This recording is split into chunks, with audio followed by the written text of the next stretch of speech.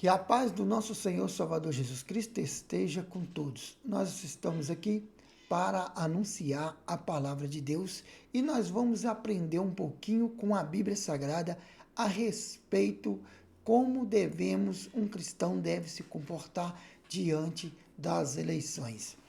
Nós estamos aqui no livro de Romanos, capítulo 13, e nós vamos ler o versículo 1, o versículo 2 e o versículo 7, para ver o que a Bíblia fala a respeito disso. E depois nós vamos para um texto da Bíblia, a qual no Velho Testamento, que fala a respeito de um governo que foi nomeado por rei e pelo próprio Deus. Vamos lá? Vamos ver o que diz a Bíblia Sagrada? Em Romanos capítulo 13, toda alma esteja sujeito às autoridade superior. Por quê? Não há autoridade que não venha de Deus. As autoridades que há foram ordenadas por Deus. Por isso que resiste à autoridade, resiste à ordenação de Deus. E os que resistem trarão sobre si mesmo a condenação. Versículo 7. Portanto, dai a cada um o que deve. A quem tributos, tributos. A quem imposto, imposto. A quem temor, temor. A quem honra, honra.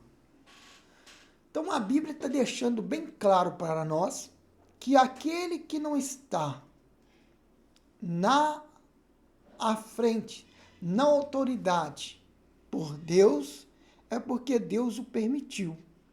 É porque Deus convém que aquela pessoa esteja ali. Nós vamos para uma passagem bíblica muito conhecida a respeito de um certo homem íntimo com Deus, uma comunhão com Deus, a qual o nome dele é Jacó, e teve ali os seus filhos. E todos já conhecem bem a respeito dessa passagem bíblica. Eu vou abreviar para os irmãos não se enfadar, porque a mensagem é bem longa. E todos conhecem que Jacó, tendo os seus filhos, havia um filho mais moço, a qual o nome dele era José. E esse filho, ainda criança, teve um sonho e resolveu relatar esse sonho para o seu pai, para sua mãe, diante dos seus irmãos. E ele disse: ó pai, eis que vi o sol e via quando todos vocês se curvavam diante do sol. Mas aí, Jacó, sábio, servo de Deus, homem que andou segundo a vontade do nosso Senhor, ele entendeu o sonho que José teve. Então agora Jacó começou a tomar os devidos cuidados com teu filho José. Começou a ensinar para ele a lei do Egito. Começou a ensinar para ele como se lia o projeto. Começou a ler para ele sobre finança. Creio eu que ele estudou muita coisa ali. E enquanto ele estava estudando, seus irmãos estavam no campo lavrando a terra, plantando, semeando a semente, fazendo a colheita do trigo, cuidando de ovelha, até que os seus irmãos não concordaram com isso. Pensaram eles entre si: por que nós temos que trabalhar de sol a sol, plantar, lavrar a terra, e José está lá na sombra, só lendo, só estudando? Por que o nosso pai não nos tratou dessa forma? E aí eles se enciumaram e resolveram fazer o quê? Dar um fim na vida de José. Sumir com José. Porque eles se sentiram inferior. Eles se sentiram menor do que o seu filho, do que os seus irmãos mais novos. Então a Bíblia vai nos dizer que eles começam ali a planejar dizendo: aqui, próximo às terras de nosso pai, passa ali umas caravanas de escravo nas estradas. Vamos pegar José, vamos vender ele, e aí nós pegamos a túnica dele, matamos uma ovelha, sujamos a túnica de sangue, e aí nós apresentamos para o nosso pai, dizendo que um leão comeu, um urso comeu, que alguma besta feroz havia comido ele. Então, assim como os irmãos haviam planejado, e assim agora eles resolvem executar o projeto. Mas eles não sabiam que atrás desses projetos deles estava também a permissão de Deus para que José chegasse até o topo da sua visão, do seu sonho, a qual ele seria o sol, ao ponto de toda a terra poder ver, ao ponto de toda a terra poder contemplar a José. Então a Bíblia vai nos dizer que passou-lhe uma carruagem, a carruagem dos ismaelitas, e eles agora pegam José e vendem José. E quando a carruagem de ismaelita está chegando próximo à cidade, os irmãos de José lá vai até o seu pai anunciar, dizendo que seu filho foi comido por alguma besta feroz. Chega com a túnica toda rasgada, suja de sangue. Seu pai chora, seu pai lamenta. Creio eu que ele ficou pensando aonde é que está o sonho que o meu filho teve do sol. Aonde é que está o sonho que o meu filho contou para nós. Creio eu que talvez ele chorou, ele se alimentou, ele pediu a Deus, ele não sabia realmente o que estava acontecendo. Mas a Bíblia vai nos dizer que agora a carruagem de ismaelita que passou, que comprou José, havia ali vários escravos, e era lícito que, por costume, na praça do Egito, ficavam os escravos enfileirados, para que todos pudessem chegar naquela fila de escravos, escolher o seu escravo e levar para a sua casa, para trabalho, braçal, para tomar conta do quintal, para tomar conta dos animais. E assim era naqueles dias. A Bíblia vai nos dizer que um certo homem chamado por Potifar, indo ali para comprar um escravo, ou estava passando por ali, ele olha para José e José lhe chamou a atenção. E ele chega e compra José e leva para sua casa.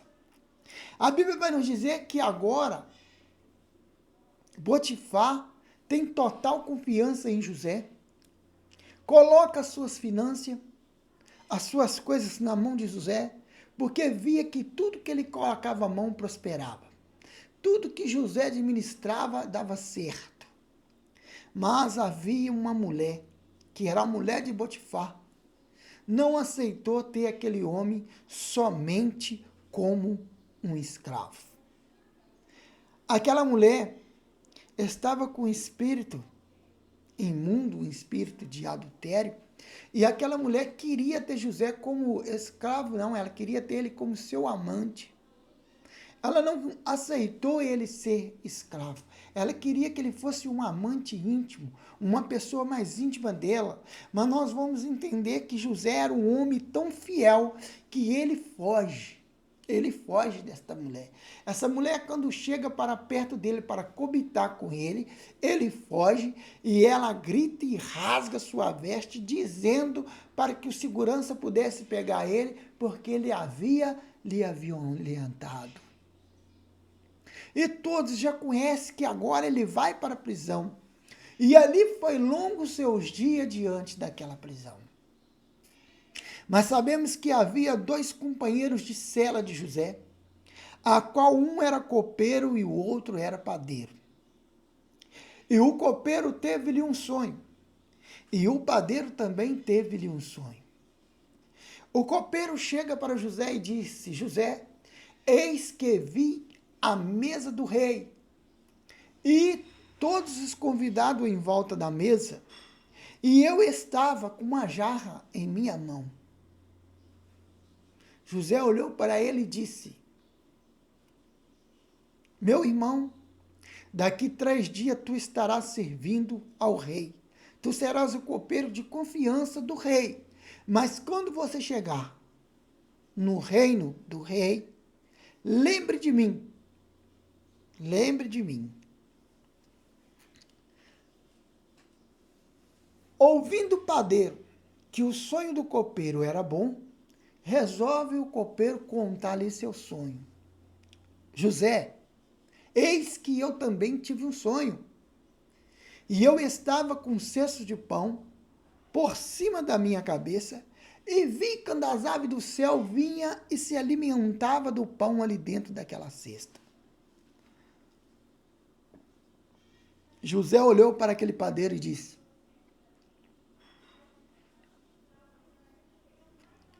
dentro de 3 dias, tu serás enforcado diante de praça pública. Creio eu que aquele homem chorou, aquele homem se alimentou, aquele homem talvez não acreditou na interpretação dada por Deus, por José. Mas quando passou-lhes os 3 dias, a Bíblia vai nos relatar que o copeiro foi levado para o reino do rei, para servir o rei, para servir os convidados do rei. E a Bíblia vai nos relatar que aquele homem foi levado à praça pública e foi enforcado. E assim foi-lhe os dias de José diante daquela prisão. Até que um dia Faraó teve-lhe um sonho. E vocês todos já conhecem qual é o sonho que Faraó teve. Faraó sonhou com 7 espigas gordas e 7 espigas magras. 7 espigas bem granuladas e 7 espigas bem magrinho, com poucos grãos. A Bíblia vai nos dizer que Faraó teve outros sonhos de 7 vacas gordas e 7 vacas magras. E a Bíblia diz que Faraó se perturbou com esse sonho.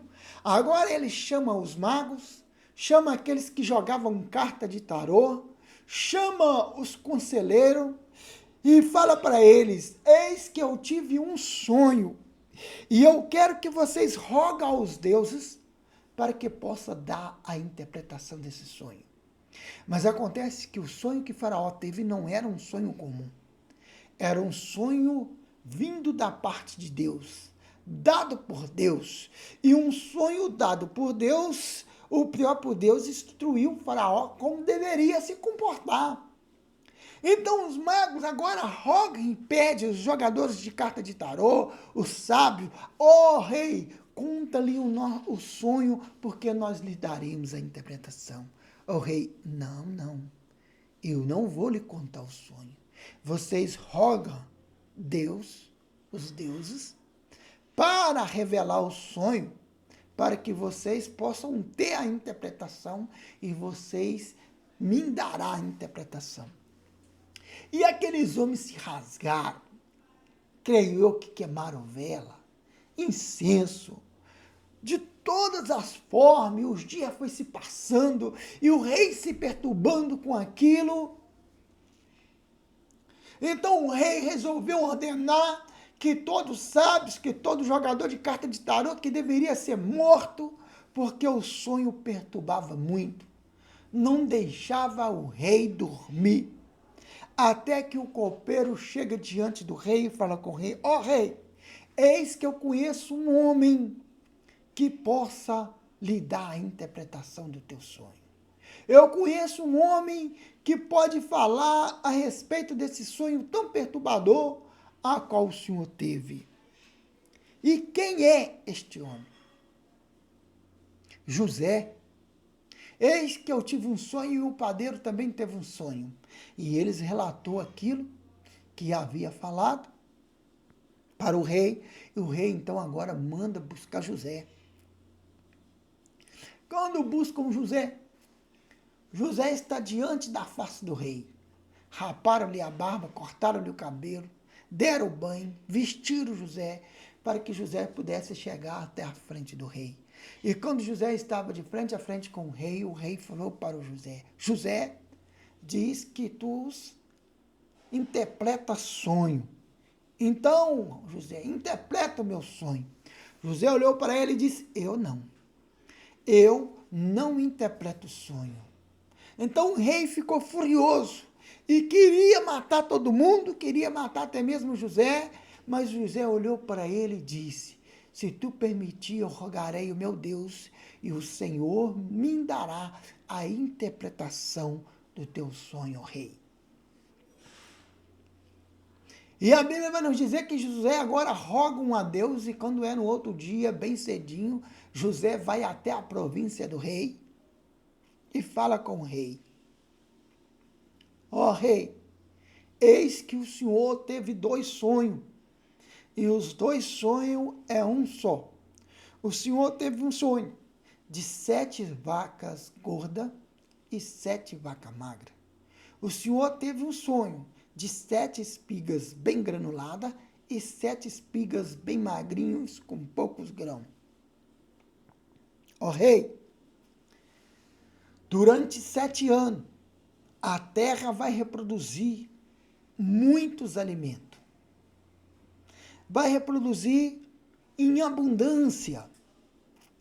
Mas após esses 7 anos, ó rei, há de vir uma fome devastadora sobre toda a terra, a qual somente o Egito vai suportar se você ouvir o que Deus me revela. O que Deus falou comigo. E o rei olhou para ele e então disse: José, então o que nós devemos fazer? O que nós vamos fazer? Ó rei, é necessário você procurar alguém de extrema confiança do Senhor, alguém de confiança para lhe fazer aquilo a qual o Senhor nos ordenou. De cada colheita tu guardará 1/5, manejará no celeiro, na estuia, e guardará para que não haja alimento. O rei olhou para um lado, olhou para o outro e falou: como eu vou fazer isso? Olhou no teu reinado, no meio do sábio, não achou ninguém capacitado. Então agora ele olha para José e diz: ó José, não há ninguém melhor do que você próprio para executar esse governo. José, tu só não será maior do que eu, mas você será maior em toda a terra do Egito. Todos hão de te respeitar, todos hão de respeitar e receber as suas ordens. E agora o rei coloca um anel perante todos e nomina José como governador do Egito. Você que está baseando sua vida em José para ser um político, você está equivocado. José não precisou disputar eleição. José não precisou de ninguém votar nele. Ele foi nomeado por parte de Deus. Ele foi nomeado pelo rei. Mas, irmão Ismael, o que você quer dizer com isso? Nós sabemos que Deus estabeleceu diversos governos, diversos homens de frente do povo para governar o seu povo. Muitos executaram com amor, com vigor, governaram bem. Outros não conseguiram governar bem, governaram mal diante dos olhos do Senhor. O que eu aprendo é que a Bíblia é um livro completo.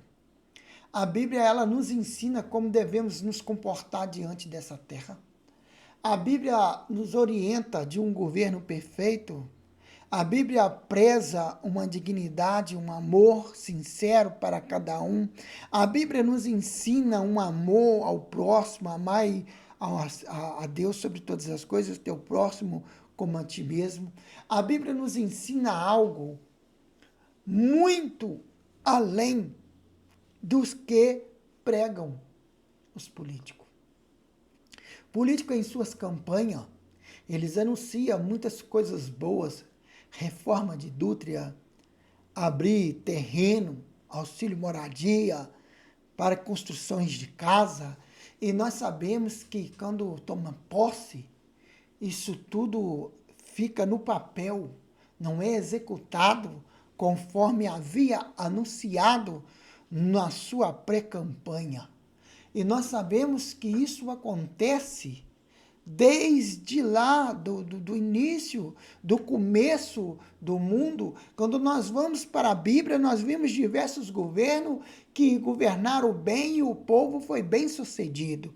Mas nós vimos que governo que governaram mal e o povo sofreu.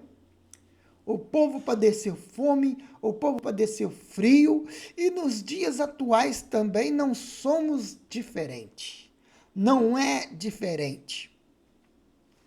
Se um homem se envolver com política, candidatar para benefício próprio, o próprio Deus vai tratar com este homem. Porque todos que estão de frente estão postos ali para cuidar de um povo, para cuidar da sociedade. Estão ali para tomar os devidos cuidados, repassar os direitos de cada um, segundo a Constituição do seu país, segundo a Constituição da lei. O Brasil, por exemplo, que eu sou brasileiro, eu não vou falar da cultura japonesa, eu não vou falar da cultura da China, eu não vou falar dos Estados Unidos. Eu sou brasileiro, eu tenho que falar do Brasil. Na Constituição da lei brasileira, está registrado na lei do cidadão que todos têm que ter direito à garantia de uma morada digna, de emprego, para que ninguém possa padecer. Isso é a Constituição brasileira. Mas nos dias que nós estamos vivendo, se nós for para o lado do norte, do sul de Minas, norte de Minas, nós vamos ver diversas pessoas que não têm o que morar, mora debaixo de lona, mora ali em lugar que não são criados, habitação para humanos. Eu, em uma missão, uma viagem missionária, eu pude ali, eu vi coisas de se horrorizar, de ficar terrorizado. Agora eu te pergunto, meu irmão, eu te pergunto, minha irmã, você que conhece a Deus como o único suficiente Salvador da tua alma, eu como conheço Deus como o único Salvador suficiente da minha alma, será que Deus não está olhando para essas pessoas? Será que essas pessoas estão afastadas de Deus, por isso que eles estão vivendo ali em uma miséria, se alimentando de lixão, sem lugar para morar? Ou será que a Constituição brasileira tem falhado? Ou será que na Constituição ela só está no papel e ela não sai do papel? Será que a política do cidadão que é pregado, que é anunciado, será que eles não têm cumprido com os seus deveres? Será que nós, como cristãos, não temos cumprido com os nossos deveres? Porque há dever do político que se candidata para tomar conta do povo, mas há também uma missão do povo de Deus. Eu não posso jogar responsabilidade só para cima do presidente da República, dos deputados federal, dos deputados estadual. Eu não posso jogar a responsabilidade sobre o prefeito, que é a autoridade municipal, como também eu devo chamar a minha responsabilidade. Eu devo reconhecer a minha responsabilidade como um cristão, como um cidadão. Eu devo reconhecer a minha responsabilidade.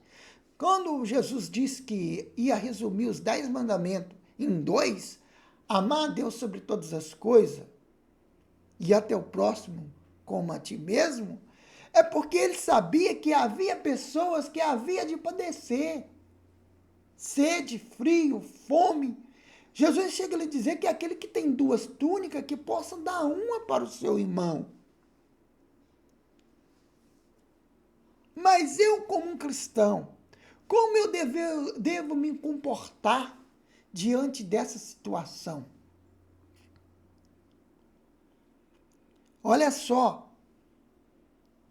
nós vivemos em um momento que as igrejas evangélicas em geral, todas as igrejas, todas denominações, têm faltado com seus deveres e com as suas obrigações.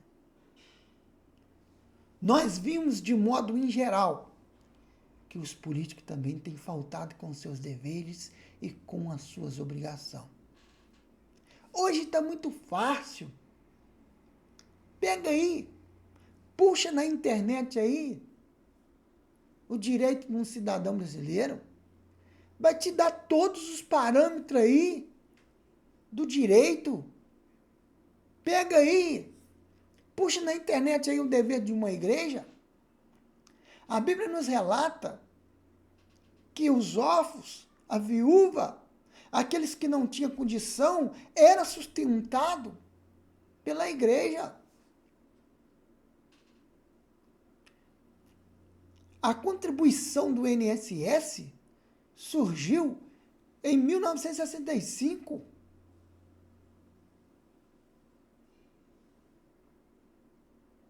Antes disso, havia um outro benefício que foi criado,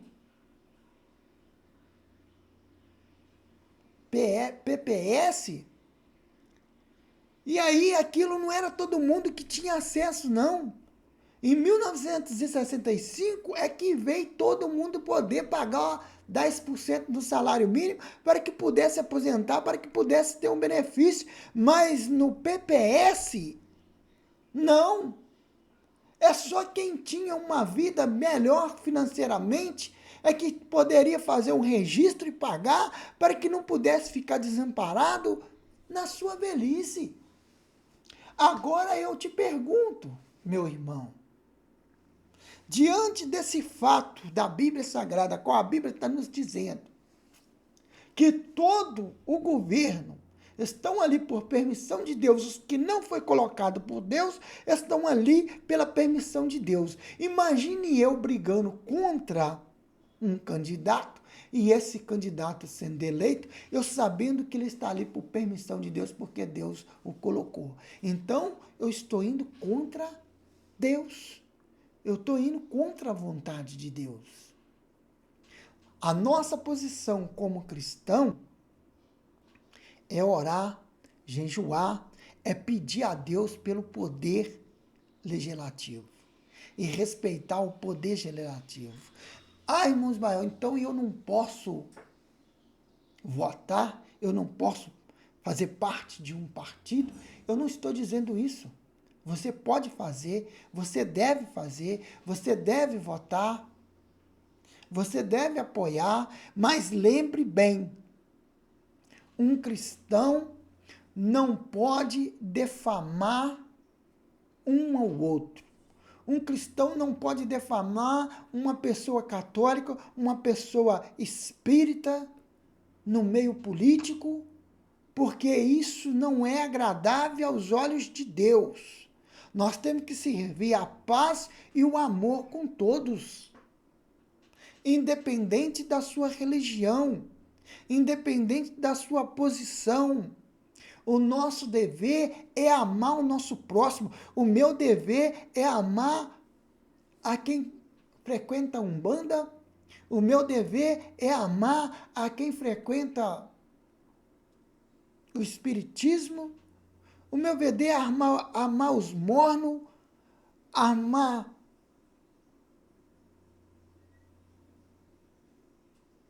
é amar todos.